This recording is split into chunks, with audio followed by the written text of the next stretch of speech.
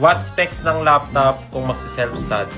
Okay, so hindi mo kailangan bumili ng mamahaling laptop or kahit na anong laptop pag mag-i-start kang mag-self-study. Basta 8GB RAM at least and 250 gig na SSD at least. And then yung CPU kahit i5 as low as 8 Gen. Pero at the end of the day, ang pinakamaganda pa ring laptop to start is syempre kung ano na yung meron ka ngayon. O kaya baka pwede may mahiraman ka ng laptop. Kahit 2 hours per day, 4 hours per day, okay na yun. Kahit tight ang budget mo, hindi mo kailangan bumili. Bibigyan kita ng challenge siya. Tsaka ka na bibili ng laptop kapag yung pera mo is galing dun sa sini-self-study mo ngayon. So kung developer, dapat yung pambibili mo ng laptop is galing sa developer na trabaho mo or sa side hustles, freelance projects.